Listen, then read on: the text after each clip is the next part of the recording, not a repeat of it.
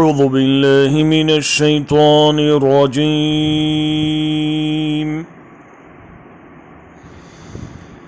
بسم الله الرحمن الرحيم.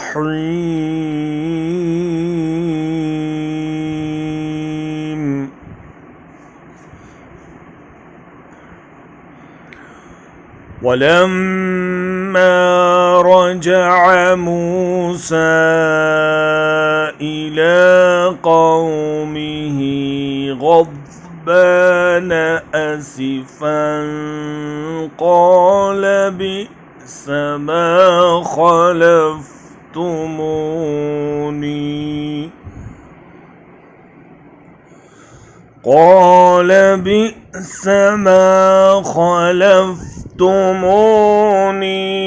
من بعدي أعجلتم أمر ربكم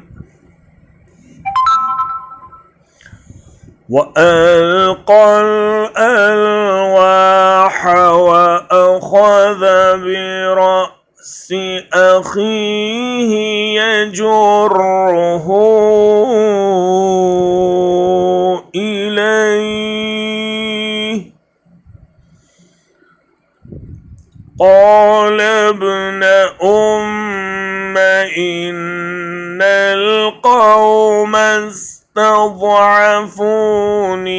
وكادوا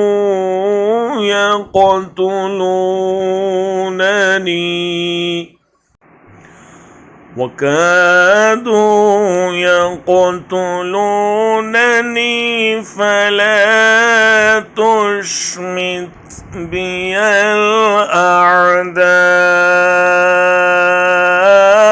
ولا تجعلني مع القوم الظالمين.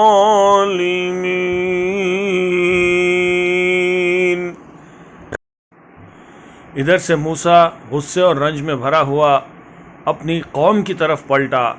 आते ही उसने कहा, बहुत बुरी जानशीनी की तुम लोगों ने मेरे बाद। क्या तुमसे इतना सब्र न हुआ कि अपने रब के हुक्म का इंतज़ार कर लेते और तख्तियाँ फेंक दी और अपने भाई हारून के सर के बाल पकड़कर उसे खींचा। हारून ने कहा, ऐ मेरी माँ के बेटे, इन लोगों ने मुझे दबा लिया और करीब था कि मुझे मार डालते। बस तू दुश्मनों को मुझ पर हंसने का मौका न दे और इस जालिम गुरोह के साथ मुझे शामिल न कर। And when Moses returned to his people angry and grieved, he said, how wretched is that by which you have replaced me after my departure? Were you impatient over the matter of your Lord?